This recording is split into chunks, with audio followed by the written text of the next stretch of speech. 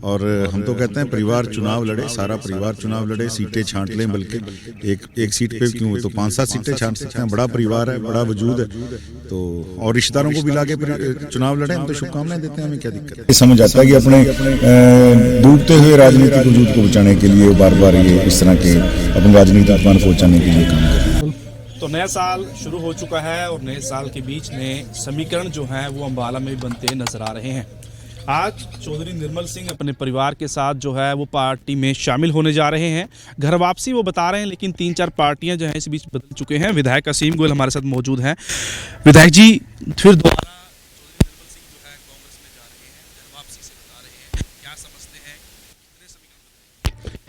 देखिए, चौधरी निर्मल सिंह जी का राजनीति में लंबा तजर्बा है, लेकिन मुझे जो लगता है इनका पार्टी छोड़ना आना जाना ये कोई समाज के हित के लिए नहीं, इन्होंने तो अपने राजनीतिक वजूद को बचाने के लिए ये सारे फैसले किए हैं।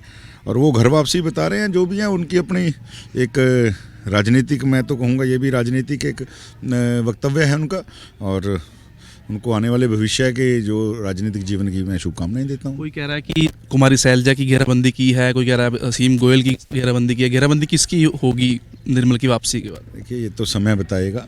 हम तो अपना काम बिल्कुल अपने जिस नाते हमें जनता जनार्दन, जनता भगवान होती है लोकतंत्र में, उन्होंने जिस नाते हमें ड्यूटी दी है, हम उस नाते सेवा का काम कर रहे हैं।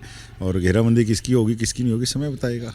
राज्यसभा सांसद हैं, वो कह रहे हैं अम्बाला से हमारा परिवार चुनाव जरूर लड़ेगा और विधायक को मैं जवाब के लायक नहीं समझता।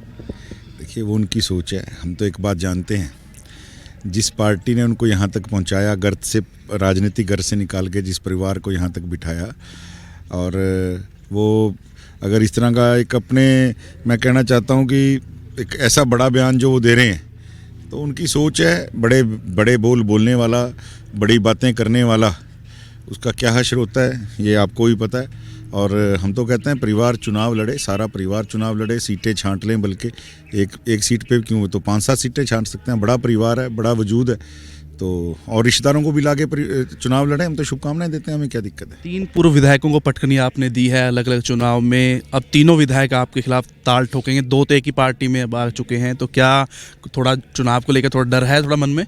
मैं किसी चीज़ से नहीं डरता। तो भगवान ने जो आशीर्वाद देना है, जनता जनार्दन ने जो आशीर्वाद देना है, पार्टी ने जो आशीर्वाद देना है, उसके नाते जो भी होगा बहुत अच्छा होगा। और हम तो ये कह रहे हैं कि भाई वो अपने पूरे लोगों को लाके सबको ही चुनाव लड़ाई में कोई समस्या नहीं है। मोदी गारंटी लेकर आप जनता के बीच जा रहे हैं, क्या मोदी गारंटी चलेगी, मोहर उस पर लगेगी? और आपके लिए भी चैलेंज रहेगा अम्बाला शहर विधानसभा में लोकसभा को जितवाना?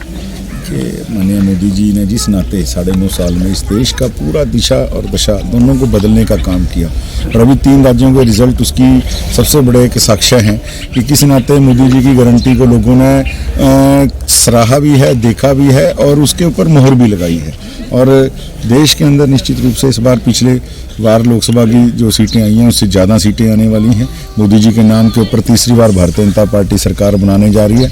आदरणीय मोदी जी तीसरी बार जीतकर, अभूतपूर्व जीत के साथ इस भारत माता की सेवा करने के लिए दोबारा तैयार हैं।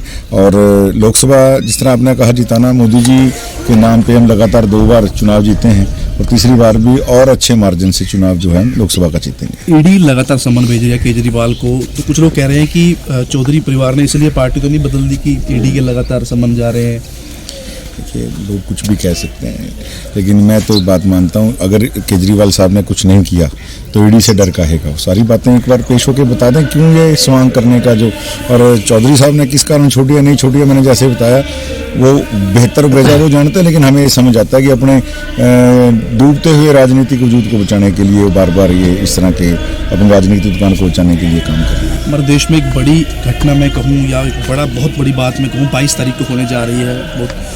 बहुत लगातार उसके लिए संघर्ष करना पड़ा, तो किस तरीके से देखते हैं? प्रभु श्री राम के मंदिर का दोबारा से बन के तैयार हो चुका है, कैसे देखते हैं? हम तो एक बात मानते हैं कि हमारी पूरी पीढ़ी जो इस 22 जनवरी का साक्ष्य बनने जा रही है, वो अपने आप में एक अभूतपूर्व पीढ़ी है। हमारे ही पूर्वजों के सबके जो कुर्बानियाँ दी हुई हैं, या उनके अच्छे कर्मों का फल हमें मिल रहा है कि आज हम साक्ष्य बनेंगे प्रभु श्री राम के द्वारा एक तरह से अपने नगरी में अवतरण का जो एक संयोग 500 सालों के बाद बन रहा है, तो अपने आप में एक अभूतपूर्व अविस्मरणीय और मैं कहूँगा कि पूरे जीवन का धन्य कर देने वाला एक ऐसा महान पल हम सबके जीवन में आ रहा है। तो 22 जनवरी 2024 तो प्रत्येक व्यक्ति के जीवन का एक, जो भी इस पीढ़ी में लोग हम जी रहे हैं, ये सबसे बड़ी घटना उनके जीवन में। तो ये थे विधायक असीम गोयल। साफ तौर पर कहना है कि उनके सामने चुनाव में कोई भी आ जाए कोई दिक्कत नहीं है, सबको पटकनी देने के लिए दोबारा से फिर से वो तैयार हैं। और कुछ लोग अपनी राजनीतिक जमीन तराशने के लिए जो है लगातार पार्टियां बदल रहे हैं।